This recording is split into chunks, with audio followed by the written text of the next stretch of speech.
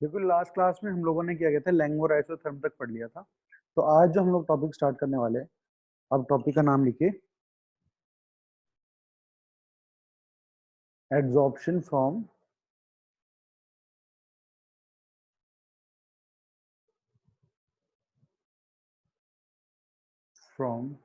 Solution. ठीक है, ये बेसिक लाइफ के अंदर भी देखा गया है। होता क्या है, जैसे घर में क्या होता है, अगर वो समझ लो आप मम्मी सब्जी बना रही है, ठीक है ना। तो क्या हुआ, सब्जी बनाते बनाते उसमें नमक ज्यादा डल गया अगर, ठीक है ना, हमें पता है भाई सब्जी के अंदर नमक बहुत ज्यादा हो गया है, तो हम क्या करना चाहेंगे कि भाई ये नमक कम हो जाए अब। तो क्या करते हैं, बहुत सारे तरीके होते हैं। या तो आपके पास कोई आटा है तो आप जैसे कुछ कोई चीज है आपके पास, चारकोल है, ठीक है ना। चारकोल को लेके अगर आप इसमें डिप करोगे ना, तो चारकोल क्या करेगा, जो भी चीजें इसके अंदर as a form of solute present है, क्योंकि एक अच्छा खासा सॉल्यूशन बन चुका है। जो आपके पास सब्जी है ना, वो एक सॉल्यूशन है, उसके अंदर आपने बहुत सारी चीजें डाली हुई है, सोल्यूट भी प्रेजेंट है, सॉल्वेंट भी प्रेजेंट है। तो वो चारकोल क्या करना स्टार्ट करता है, वो चारकोल आपके पास सॉल्यूशन से नमक होगा, आपके पास सॉल्ट होगा, इन सब चीजों को एब्जॉर्ब करने लग जाता है, ठीक है ना। तो बेसिकली जो आपने डिप किया है इसके अंदर सॉलिड चीज, वो सॉल्यूशन से क्या कर रहा है, सॉल्यूट को एब्जॉर्ब करता है अपने अंदर। तो हमको यही टॉपिक इसके अंदर पढ़ना है, एब्जॉर्प्शन फ्रॉम सॉल्यूशन। सॉल्यूशन मेरे पास प्रेजेंट होगा, उसके अंदर सॉल्यूट होंगे, और सॉल्यूट क्या हो जाएगा मेरा, एब्जॉर्ब कर लेगा कोई भी सब्सटेंस जो मैं उसके अंदर डालूंगा। तो आप लिखो similar to similar to absorption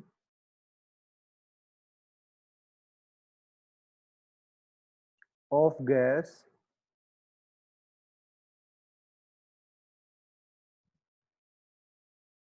solute particle can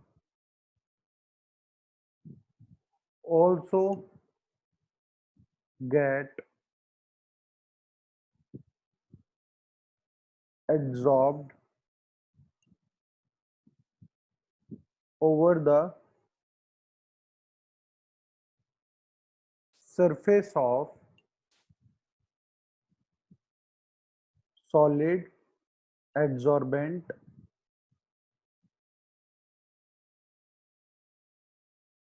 from solution।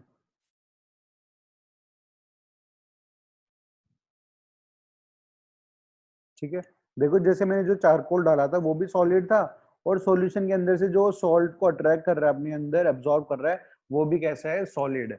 ठीक है, तो ऐसा भी हो सकता है। जैसे हम लोग लास्ट क्लास में आइसोथर्म पढ़ा था, तो आइसोथर्म के लिए हम लोगों ने जो फ्रेंडली आइसोथर्म पढ़ा, तो सेम उसके जैसे ही फॉर्मूला होता है यहाँ पर भी, बस प्रेशर की जगह आपकी कंसंट्रेशन आ जाती है, क्योंकि सॉल्यूशन जो आपके पास लिक्विड स्टेट में एक्वस स्टेट में प्रेजेंट है, इसका पार्शियल प्रेशर नहीं होता। सॉल्यूशन का हम लोग क्या डिफाइन करते हैं, कंसंट्रेशन डिफाइन करते हैं। अब लिखना, फॉर एड्सॉर्प्शन फ्रॉम सॉल्यूशन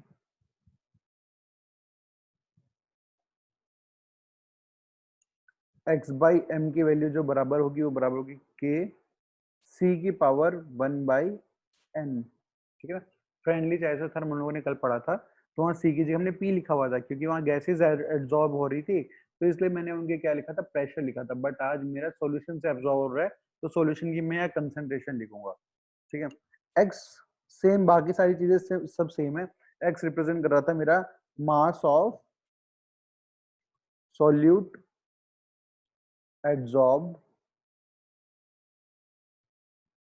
ठीक है। एम मेरे पास होता था मास ऑफ सॉलिड एड्सॉर्बेंट, जो एड्सॉर्ब कर रहा है। जैसे यहाँ पर चारकोल था, जो चीजों को एड्सॉर्ब कर रहा था, तो चारकोल का मास हो गया। सी मेरे पास क्या है, कंसंट्रेशन ऑफ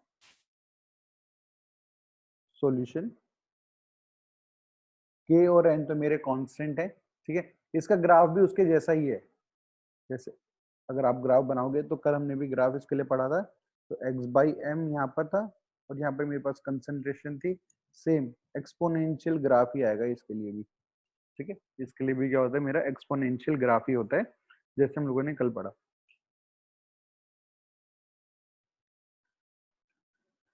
ठीक है, अब मैं आपको क्वेश्चन कराता हूँ पहले, एक दो क्वेश्चन, ठीक है। ये क्वेश्चन आज से पहले एग्जाम में पूछे भी गए हैं, डायरेक्ट डायरेक्ट पूछ लेते हैं वो आपसे, आईआईटी के अंदर पूछे जाते हैं ये। तो आपने यहाँ तक लिख लिया तो अब आगे लिखते हैं हम लोग, ठीक है। लिख लिया रोहन, आक्षी? Yes sir. ठीक है,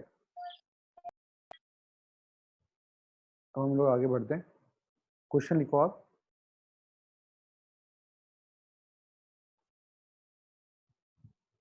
क्वेश्चन है मेरे पास, in an experiment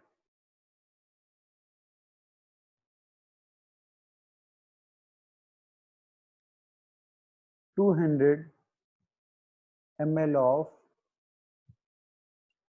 0.5 molar oxalic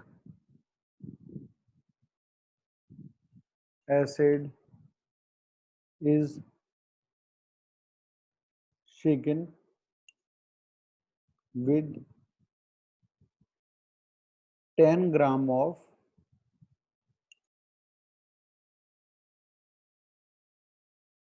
activated charcoal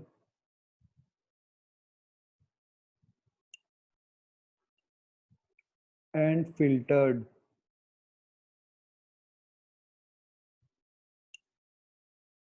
The concentration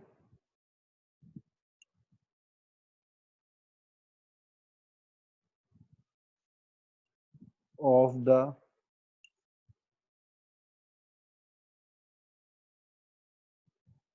filtrate is reduced to 0.5 molar.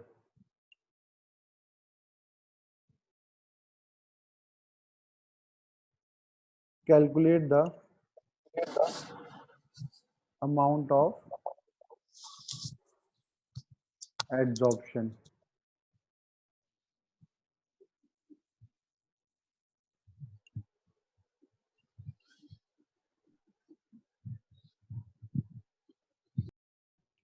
देखो जैसे आपको ये क्वेश्चन दिया हुआ है, क्वेश्चन को पढ़ेंगे फिर इसको सॉल्व करने की कोशिश करेंगे। क्वेश्चन क्या कहता है मेरे पास, क्वेश्चन का सॉल्यूशन करते हैं। बोलते हैं in experiment 200 ml of 0.5 molar oxalic acid is shaken. ठीक है, मैंने क्या किया, मेरे पास एक सॉल्यूशन है।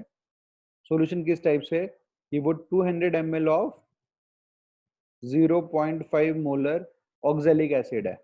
मैंने इसको शेक किया in the presence of activated charcoal, charcoal की प्रेजेंस में, ठीक है। तो ये क्या करेगा चारकोल ना, जो मेरा ऑक्जेलिक एसिड है, ऑक्जेलिक एसिड क्या होता है H2C2O4, तो इसके अंदर सॉल्यूशन प्रेजेंट होगा, सोल्यूट प्रेजेंट होगा एज अ सोल्यूट, ठीक है। तो उनको कुछ को ये एब्जॉर्ब कर लेगा ऑक्जेलिक एसिड को, ठीक है।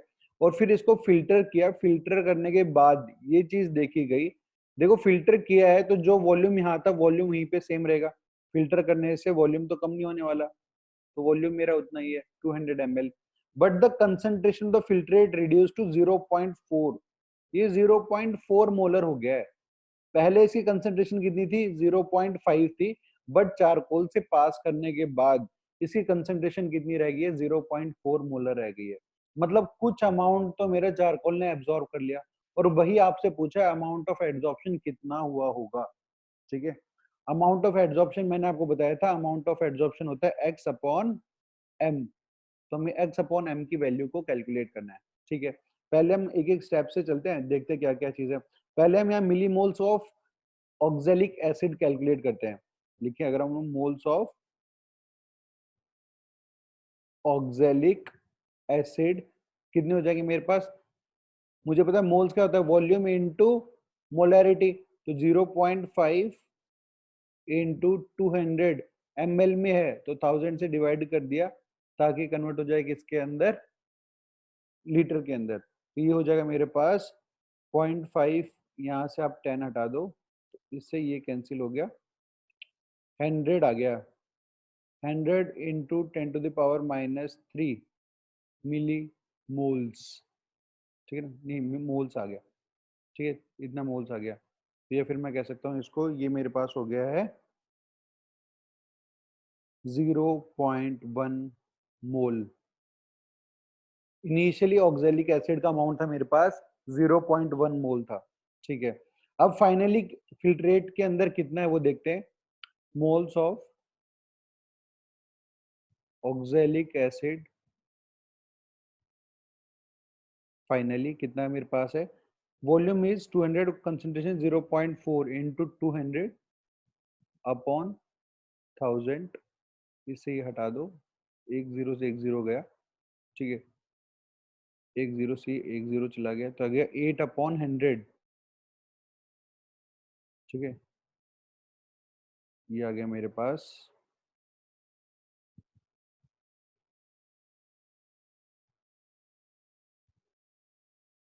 एक सेकेंड, ठीक है, 8/100 आ गया, तो ये वैल्यू आ गई मेरे पास 0.08 मोल, ठीक है। तो देखो इनिशियली 0.1 मोल था, अब ये इसने क्या किया, इतना फाइनली मेरे पास प्रेजेंट है, तो बाकी कहाँ गया, बाकी इसने चारकोल ने एड्सॉर्ब कर लिया, तो हम निकालेंगे मोल्स एड्सॉर्ब, मोल्स एड्सॉर्ब निकालेंगे, तो इनिशियली कितना था 0.1, और कितना एब्जॉर्ब कर लिया 0.08, तो मेरे पास इसने 0.02 मोल्स को क्या कर लिया है, एड्सॉर्ब कर लिया है अपने अंदर, इतने मोल्स इसके अंदर हैं, ठीक है। अब इस मोल से मैं इसका मास निकालूंगा कि भाई कितना मास एब्जॉर्ब किया है। ऑक्जेलिक एसिड का मास कितना होगा, हाइड्रोजन 2, कार्बन 1 का 12, 2 का 24, ऑक्सीजन 1 का 16 इंटू 4, ठीक है, 32 30 64, ये हो गया 26 प्लस 16 इंटू 4 हो गया मेरे पास 64, तो ये आ गया मेरे पास 90 ग्राम्स के आसपास हो गया। मोल से गिवन मास निकालने के लिए क्या करते हैं, मोल्स होता है मेरे पास given mass upon molar mass, given mass calculate करना है तो मोल्स इनटू मोलर मास कर देंगे, मोल्स कितने हैं 0.02, मोलर मास कितना है 90 है, तो ये मेरे पास आ गया mass of oxalic acid adsorbed, कितने वैल्यू आ गई ये, अपॉन 10 100 करके, जीरो से जीरो कैंसिल हो गया, ये हो गया मेरे पास न 18, तो ये आ गया मेरे पास 1.8, ये आ गया 1.8 ग्राम मेरा एड्सॉर्ब हो गया।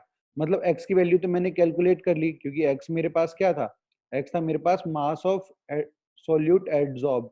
अब मेरे को इसको डिवाइड करना है मास ऑफ सॉलिड एड्सॉर्बेंट से, कि कितना मास ऑफ चारकोल था। क्वेश्चन में लिखा है 10 ग्राम ऑफ एक्टिवेटेड चारकोल ने ऐसा किया है, ठीक है, तो आंसर आपके पास आ जाएगा फाइनली। आपको वैल्यू कैलकुलेट करनी है, जो आप लिखोगे यहाँ से अमाउंट एड्सॉर्ब, एड्सॉर्ब जो होता है वो होता है x/m, x की वैल्यू है मेरे पास 1.8 अपॉन 10, तो this value will come as 0.18, ठीक है ना, ये आपका आंसर आएगा। ये इंटीजर टाइप में भी पूछा जा सकता है आपसे, करना कुछ भी नहीं है, इनिशियली मोल कैलकुलेट किए, फाइनली मोल कैलकुलेट किए, दोनों को माइनस कर दिया, क्योंकि वो अमाउंट ऑफ सोल्यूट और ऑक्जेलिक एसिड मेरे चारकोल ने एब्जॉर्ब कर लिया था, वो मोल्स निकालिए, गिवन मास से मल्टीप्लाई किया, इसका मास आ गया कि भाई इतना मास उसने एब्जॉर्ब किया, और डिवाइड कर दिया मैंने उसको मास ऑफ एक्टिवेटेड चारकोल से, जो कि मेरा एड्सॉर्बेंट है इस केस के अंदर, ठीक है। अगला क्वेश्चन लिखो। अभी जो अगला क्वेश्चन है वो अपने जेई के अंदर आया हुआ है, ठीक है ना, प्रीवियस ईयर क्वेश्चन के अंदर आया हुआ है, कि इस तरह से क्वेश्चन भी होता गया है कि वो मोल कंसेप्ट को और सरफेस केमिस्ट्री को दोनों को मिला के आपसे क्वेश्चन पूछ लेता अक्सर, ठीक है, कोई बड़ी चीज इसमें थी नहीं, ये मोल्स आपको कैलकुलेट करने आते हैं, ये मोल्स आपको कैलकुलेट करने आते हैं, क्योंकि मुझे पता है मोलैरिटी क्या होती है, number of moles upon volume of the solution in litre, तो मोल्स कैलकुलेट कर लिए, इसके भी दोनों को माइनस करके यहाँ मोल्स निकाल लिया। ये भी आपको ये फॉर्मूला भी मोल कंसेप्ट में पढ़ते हैं हम, मास, आपके पास मोल्स किसके बराबर होते हैं, मोल्स होता है गिवन मास अपॉन मोलर मास, तो गिवन मास निकाल लिया, बस उसको आपने। अब ये वाला जो कॉन्सेप्ट था अमाउंट एड्सॉर्ब्ड, ये कंसेप्ट मेरा सरफेस केमिस्ट्री का था, तो सारी चीजें इसने यूज कर ली यहाँ पे, ठीक है। अब अगला क्वेश्चन लिखते हैं, जो कि मेरा जेई में आया हुआ था। अगला क्वेश्चन लिखो आप। ये क्वेश्चन जेई में आया हुआ है। ठीक है, क्वेश्चन आपके पास 2 gram of charcoal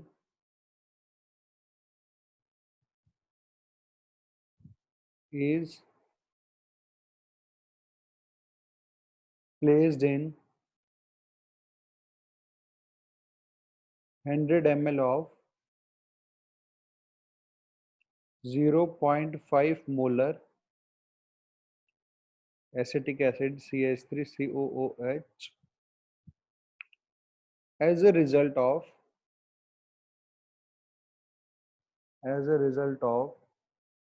which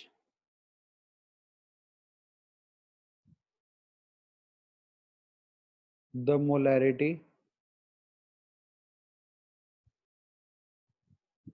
of acetic acid CH3COOH reduces to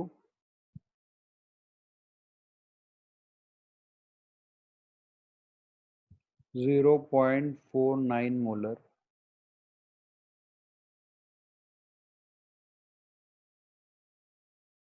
The surface area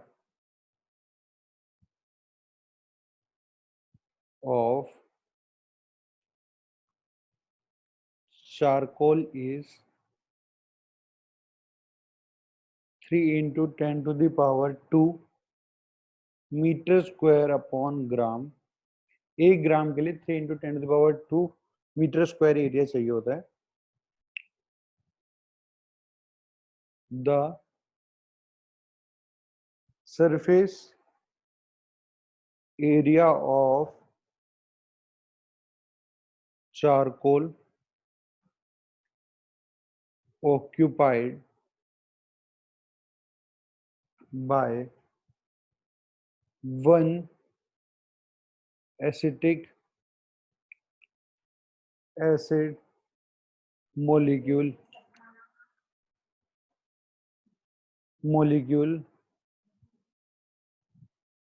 will be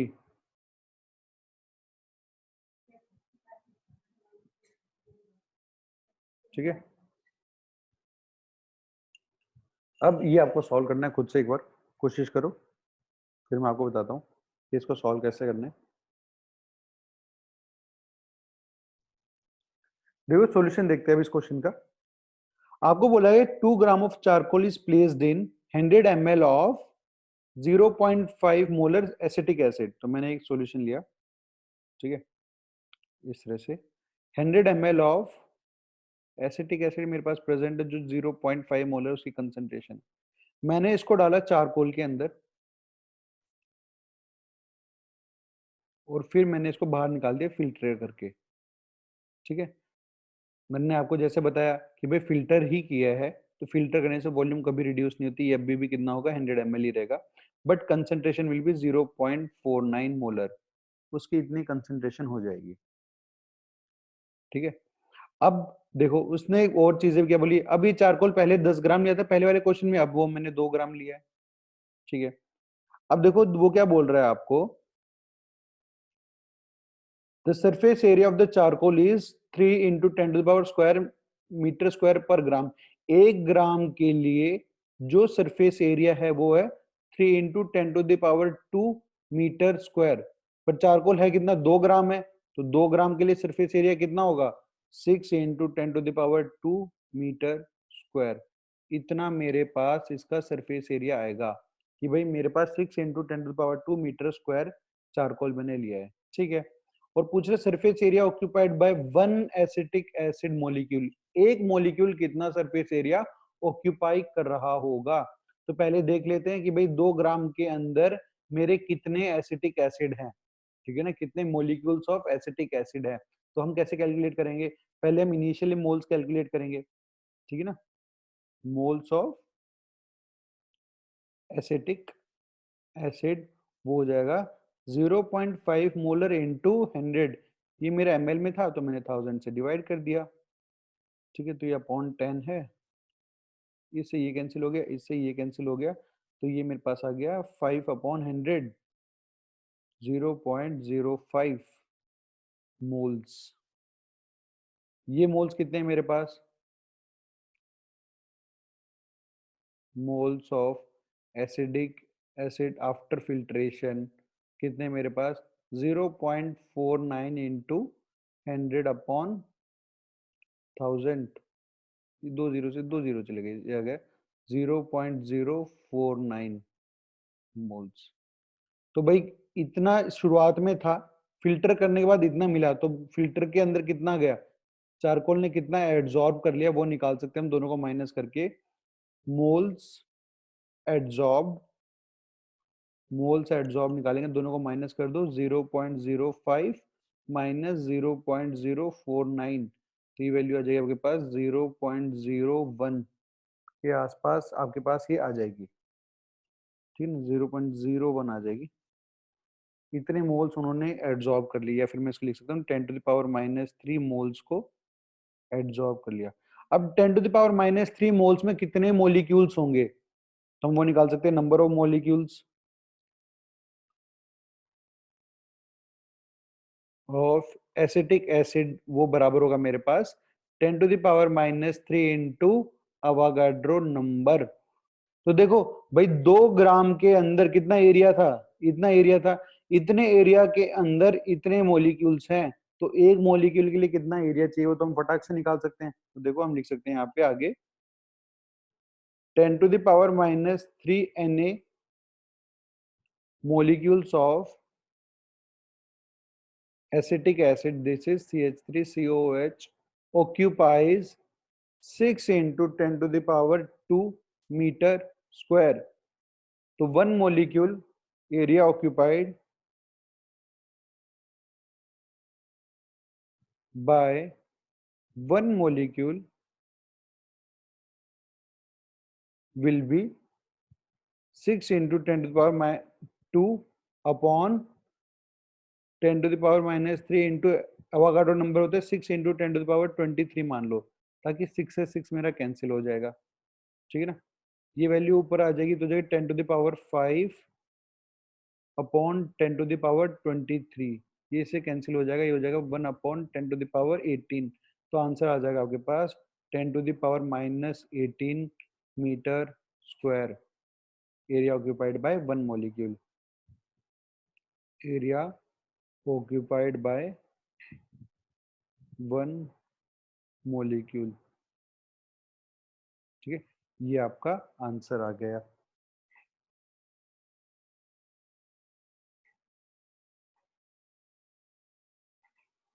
ठीक है, लिख लिया। तो अब यहाँ पर मेरे पास ये एड्सॉर्प्शन वाला टॉपिक कंप्लीट हो जाता है। आगे मैं बात करता हूँ कैटालिसिस की। आप लोगों ने बहुत पढ़ा कि पॉजिटिव कैटलिस्ट क्या होता है, नेगेटिव कैटलिस्ट क्या होता है। पॉजिटिव कैटलिस्ट रेट को बढ़ा रहा होता है, नेगेटिव कैटलिस्ट रेट को कम कर रहा होता है। तो इन सब चीजों के बारे में हम बात करेंगे। तो अब नेक्स्ट हेडिंग डालिए इसके बाद,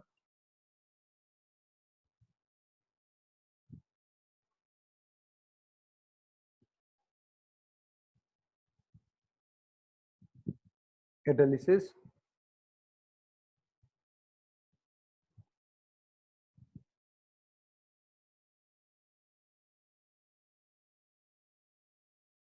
जो कैटलिस्ट क्या होता है, आपकी एनसीईआरटी तो ये कहती है कि कैटलिस्ट वो होता है जो रेट को ऑफ द रिएक्शन को बढ़ा देता है, बट ऐसा नहीं है।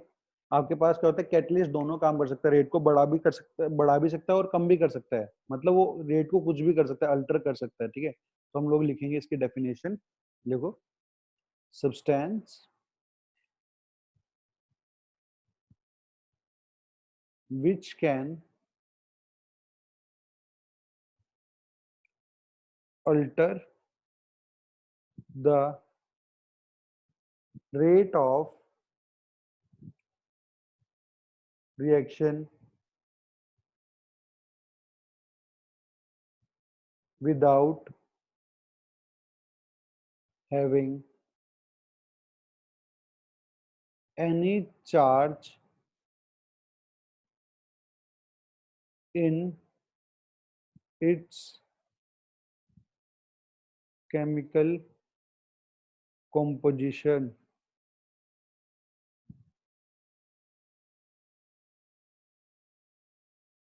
देखो होता क्या है, अगर मेरे पास एक कैटलिस्ट क्या करता है, समझो आप ये यहाँ पर हो, आप ए पॉइंट पर हो, आपको बी पॉइंट तक जाना है, तो आप कैसे जाते हो? अगर आपके पास ऐसे रास्ता है, रोड ऐसे ऐसे बनी हुई है और आप ऐसे चल के जा रहे हो, ठीक है, तो अभी कैटलिस्ट क्या करता है, नया रास्ता बनाता है खुद से। वो बोलेगा भाई, अगर देखो, अगर वो पॉजिटिव कैटलिस्ट से जल्दी पहुंचाना है तो बोलेगा कि मैं सीधा एकदम शॉर्टकट बनाऊंगा और आपको ए से बी डायरेक्टली पहुंचा देगा। अगर वो नेगेटिव कैटलिस्ट है तो वो और घुमा फिरा कर इधर उधर घुमा के यहाँ पहुंचाएगा। ठीक है, तो कैटलिस्ट क्या करता है, आपको अल्टरनेट पाथ प्रोवाइड करता है, ठीक है ना, और उसकी काइनेटिक एनर्जी भी क्या कर देता है, अलग कर देता है। हम लिख सकते हैं ये बात भी इसके अंदर, a catalyst provide a alternate path with different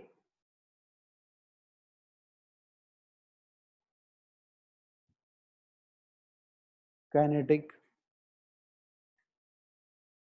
energy, ठीक है ना, उनकी काइनेटिक एनर्जी भी क्या हो जाती है, डिफरेंट हो जाती है।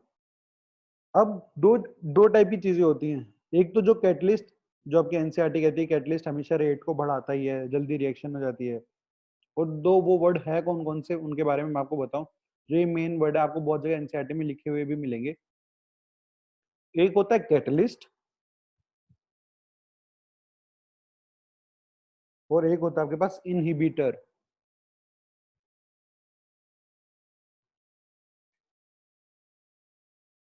देखो कैटलिस्ट का काम क्या होता है, अगर हम कैटलिस्ट के लिए ग्राफ बनाए, ये समझो आपके पास कोई रिएक्शन है, ठीक है ना, यहाँ पे हमने उसके एनर्जी को रिप्रेजेंट कर रखा है, यहाँ पे हम रिएक्शन को रिप्रेजेंट कर रहे हैं, और ये कुछ रिएक्शन इस तरह से है। मुझे देखो, अभी मुझे दिख रहा है कि भाई रिएक्टेंट यहाँ पर है और ये मेरा प्रोडक्ट है।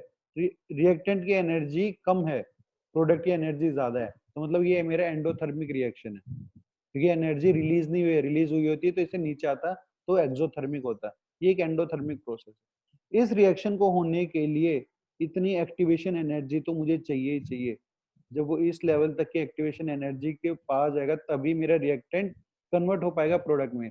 तो कैटलिस्ट क्या करेगा, ये जो आपकी इतनी हाइट है, इस हाइट को कम कर देता है, यहाँ से शुरुआत होगी इसकी, तो यहाँ पर लाके ही इसको रोक देगा। तो देखो, पहले जितनी एनर्जी चाहिए थी उससे कम एनर्जी में अब रिएक्शन होगा। तो समझो पहले मैं 100 किलो जूल एनर्जी इसको देता था, तब जाके ये रिएक्शन हो पा रहा था, तो अब क्या होगा, 50 किलो जूल में ही रिएक्शन रिएक्टेंट प्रोडक्ट में कन्वर्ट होने लग जाएगा।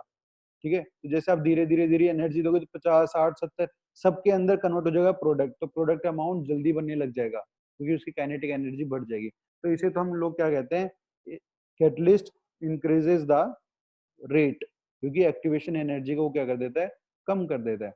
इनहिबिटर जस्ट इसका उल्टा काम करता है। वो क्या करता है कि अगर आप इसका ग्राफ बनाओगे और आप यहाँ रिप्रेजेंट करते हो एनर्जी को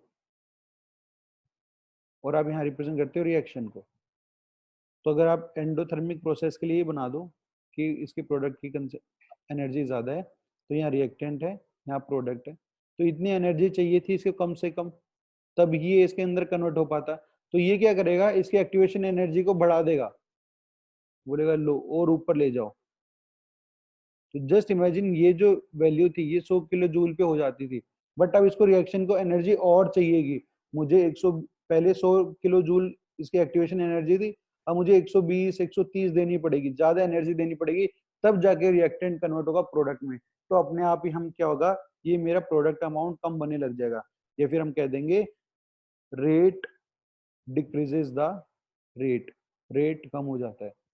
तो ये मेरे पास इसके मैकेनिज्म पे इफेक्ट डालता है। ठीक है ना, कोई आप सोचोगे कैटलिस्ट क्या मैकेनिज्म पे इफेक्ट डालता है, बिल्कुल, कैटलिस्ट पूरे रिएक्शन मैकेनिज्म पे फर्क डालता है। ठीक है, वो अल्टरनेट पाथ भी प्रोवाइड करता है और वो एक्टिवेशन एनर्जी को कम और ज्यादा भी कर देता है। एक्टिवेशन एनर्जी कम हो जाएगी तो जल्दी प्रोडक्ट बनने लग जाएगा, तो रेट ऑफ द रिएक्शन बढ़ जाएगा, बट एक्टिवेशन एनर्जी को बढ़ा देगा तो मेरे को बहुत एनर्जी देनी पड़ेगी, पहले से भी ज्यादा एनर्जी दूंगा तब जाके मेरा रिएक्टेंट प्रोडक्ट में कन्वर्ट होगा। ठीक है, अब जैसे हम अगली क्लास में पढ़ेंगे टाइप ऑफ कैटालिसिस क्या क्या होते हैं। ठीक है, होमोलिसिस, होमोलिसिस आपके पास होता है, होमोलोगस कैटालिसिस होता है, हेटेरो जीनियस होता है, ठीक है। और आपके पास ऑटो कैटलिसिस होता है, प्रोमोटर्स क्या होते हैं, पॉइजन्स क्या होते हैं, ठीक है। एक चीज हम लोग कल पढ़ेंगे, वो एंजाइम कैटलिसिस पढ़ेंगे। अगर आपके पास कैटलिसिस से कोई क्वेश्चन आता है, ठीक है ना, तो एंजाइम कैटलिसिस से ही आता है हर बार। ये बहुत इंपॉर्टेंट पड़ता है। तो इस टॉपिक से जब भी क्वेश्चन पूछा गया है तो हमेशा एंजाइम कैटलिस्ट से पूछा गया है, जो हम अगली क्लास में पढ़ने वाले हैं, ठीक है। तो आज के लिए बस इतना ही है। आप दोनों न्यूमेरिकल देखो कैसे सॉल्व करते हैं, ठीक है ना, और क्वेश्चन को प्रैक्टिस करो। बस आज के लिए इतना ही है।